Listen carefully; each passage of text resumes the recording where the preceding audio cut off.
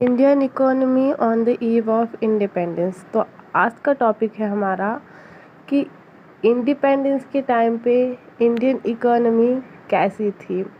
तो इसमें हमारा ऑक्यूपेशनल स्ट्रक्चर पढ़ेंगे आज हम। तो 70 टू 75% है उसमें 10% लोग मैन्युफैक्चरिंग सेक्टर में इन्वॉल्व था, क्योंकि हमारी लार्जेस्ट पॉपुलेशन जो थी वो रूरल एरियाज में सेक्टर में बिलोंग करती थी। इसलिए 70 टू 75% वर्कफोर्स एग्रीकल्चर सेक्टर में था।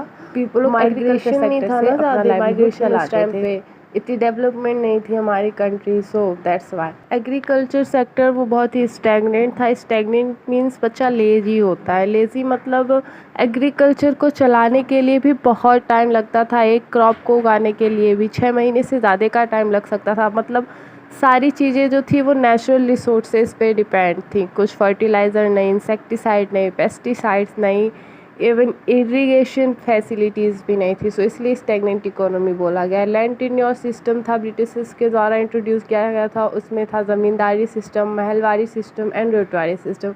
ज़मींदारी सिस्टम में जो था वो कल्टिवेटर्स को टैक्स पे करना था, रिवेन्यू पे करना होता था। वो मतलब ज़मीन पे जो उनकी ज़मीन थी उस पर भी वो लोग क्रॉप उगा रहे थे, तो उसके बदले में क्रॉप भी देनी पड़ती थी, टैक्स भी पे करना पड़ता था बेचारों को। सो इसको ज़मींदारी सिस्टम बोलते हैं हम। Due to British rule, lack of interest and deferred technical development in Indian agriculture were behind that time. Britishers का कोई इंटरेस्ट नहीं था ना हमारी इकोनॉमी में, तो टेक्निकल डेवलपमेंट तो पॉसिबल ही नहीं था। तो एग्रीकल्चर सेक्टर के लिए कोई टेक्निकल डेवलपमेंट नहीं था उस टाइम पे, इसलिए एग्रीकल्चर इकोनॉमी भी थी भी, बट उतनी डेवलप्ड नहीं था एग्रीकल्चर भी।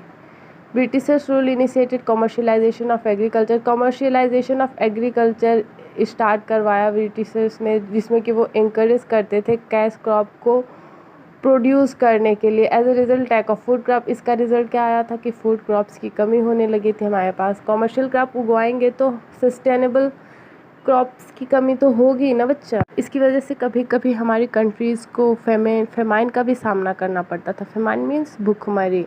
The partition of our country had also adversely affected. India और पाकिस्तान का पार्टीशन हो गया था उस टाइम, इससे हमारी कंट्री बहुत इफेक्ट हो गई थी। जो एग्रीकल्चर लैंड डिस्ट्रीब्यूशन था वो बहुत ही अनइवन था, जिससे वजह से शॉर्टेज हो गया था रॉ मटेरियल का बहुत सारी इंडस्ट्रीज़ में।